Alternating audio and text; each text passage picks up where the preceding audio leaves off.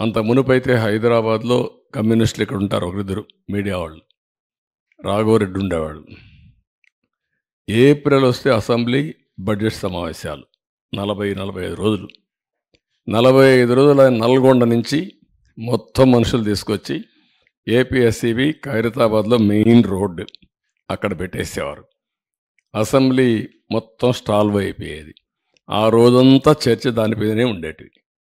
ఈ విధంగా సమ్మర్ వస్తే నేనైతే అసెంబ్లీ నుంచి ఒక వన్ స్టేజ్లో 95లో నేరుగా హెలికాప్టర్ వేసుకుపోయి ఆ ఎండిపోయిన పంటలు చూసి మళ్ళీ వచ్చి అసెంబ్లీకి సమాధానం చెప్పిన రోజులు ఉన్నాయి. అలాంటి సందర్భాలు చాలా ఉన్నాయి. అక్కడి నుంచి 2003-4లో మనం ఇది చేసాం. ఒక మాటలో చెప్పాలంటే నా పవర్ పోయింది, కానీ పవర్ సెక్టర్ రిఫార్మ్స్ వల్ల దేశం బాగుపడింది. 2004లో మేజర్గా అందరూ నన్ను వ్యతిరేకించి ఆ రోజు అప్రతిష్ట పాలు చేస్తే గవర్నమెంట్ పోగొట్టుకున్నాం. కానీ ఒక తృప్తి, నేను చేసిన పవర్ సెక్టర్ రిఫార్మ్స్ శాశ్వతం, దేశం బాగుపడింది, మన రాష్ట్రం కూడా బాగుపడే పరిస్థితికి వచ్చింది. ట్రాన్స్మిషన్ లాసెస్ ఒకప్పుడు 35% చూపించేవాళ్ళు, అది కూడా 38% కూడా లేదు. నేను వచ్చిన తర్వాతనే ఎనర్జీ ఆడిటింగ్ పెట్టాం. రిఫార్మ్స్లో భాగంగా అవన్నీ స్ట్రీమ్ లైన్ చేశాం. అది 20%, 23% 2003-4 తీసుకొచ్చాం. మళ్ళీ రెండోసారి వచ్చినప్పుడు 7-8% తీసుకొచ్చాం. నేను ఎప్పుడు ప్రపంచం అంతా చూసి 2-3% రావాలని చెప్పేవాడిని. ఆ విధంగా మొత్తం ట్రాన్స్మిషన్ లాసెస్ కానీ డిస్ట్రిబ్యూషన్ లాస్ కానీ పెద్దగా ఎత్తుగా తగ్గించాం. Next 14-19 power sector reforms 2.0.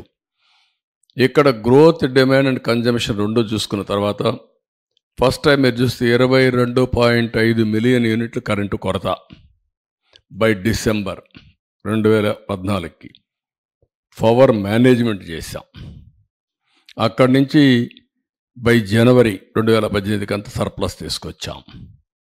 ఇక్కడ మీరు చూస్తే పీక్ డిమాండ్ 6,784 మెగావాట్ల నుంచి 9,453 మెగావాట్లకు పెంచాం, 39%. కన్జంప్షన్ 40,174 మిలియన్ యూనిట్ల నుంచి 54,555 మిలియన్ యూనిట్లు పెంచాం, 36%.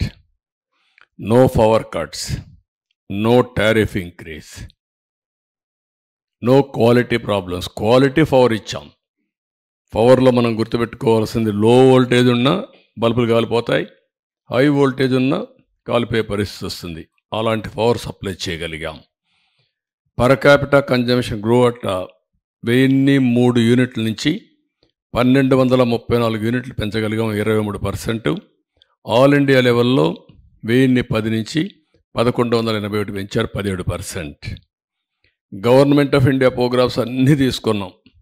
ఐపీడిఎస్, DDU-GYA, Uday, power for all, ఇవన్నీ తీసుకొని ఒక 5,000 కోట్ల రూపాయలు గ్రాంట్ తీసుకొచ్చాం గవర్నమెంట్ ఆఫ్ ఇండియా నుంచి. ఫస్ట్ మూవర్ అడ్వాంటేజ్ పెట్టి అవన్నీ తీసుకొచ్చాం.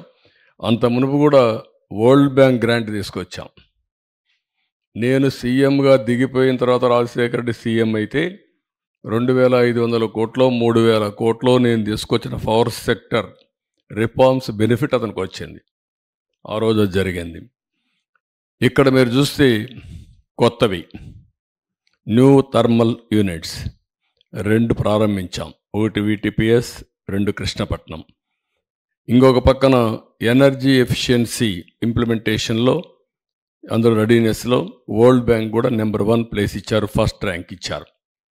నెక్స్ట్ ఇక్కడ మీరు చూస్తే ఏపీ జెన్కో ఇన్స్టాల్డ్ కెపాసిటీ 4,114 మెగావాట్ల నుంచి 3,099 మెగావాట్లు పెంచాం, 75% పెరిగింది, 7,213 మెగావాట్లు అయింది. ట్రాన్స్మిషన్ కెపాసిటీ 29,863 MVA నుంచి 17,124 MVA పెంచాం, ఇది దగ్గర 57%. 46,987 MVA పెరిగింది. Installed renewable energy capacity, solar, wind రెంట్లో కూడా బ్రేకప్ ఇచ్చారు. 1342 మెగావాట్ల నుంచి 6374 మెగావాట్లు పెంచాం. 475%. 7716 మెగావాట్లు అయ్యింది. సోలార్ కెపాసిటీ 66 నుంచి 2979 మెగావాట్లు పెంచాం.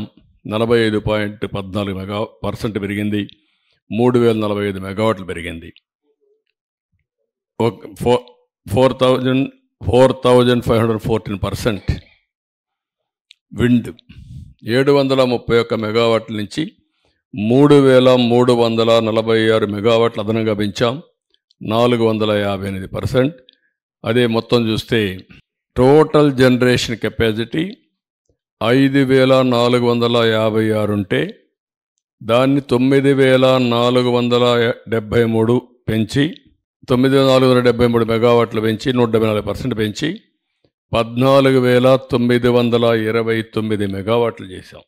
మీరు ఒకసారి అవార్డ్స్ చూస్తే ట్రాన్స్కో 12, జెన్కో 27, అదే మరిగా ఈస్టర్న్ పవర్ 48, నెడ్ క్యాప్ 43, ఏపీఎస్పీసీఎల్ 9, ఇంకా ఒక 5 నెడ్ క్యాప్, ఇవన్నీ మొత్తం మీరు చూస్తే 145 అవార్డులు వచ్చాయి.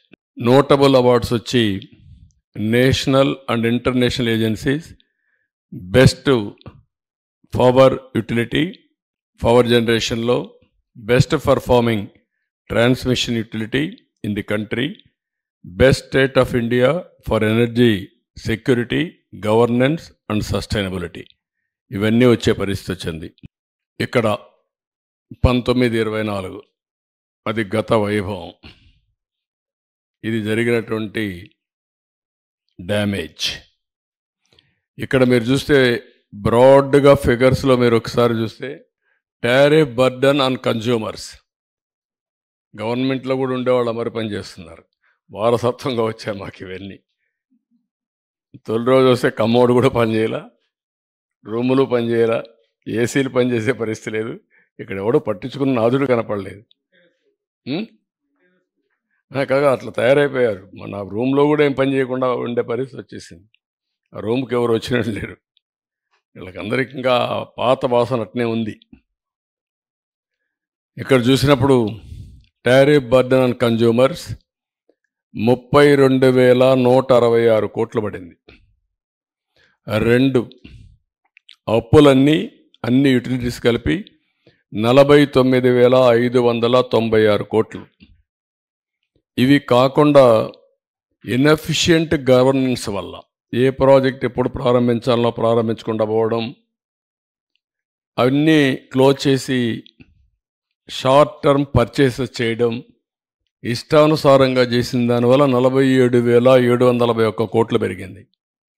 మొత్తం మీరు చూస్తే 1,29,503 కోట్ల రూపాయలు టోటల్ లాసెస్ ఈ రోజుకి 5 ఏళ్లలో జరిగి ఈరోజు మనకు ఇంత లాస్ ఉండే పరిస్థితి వచ్చింది.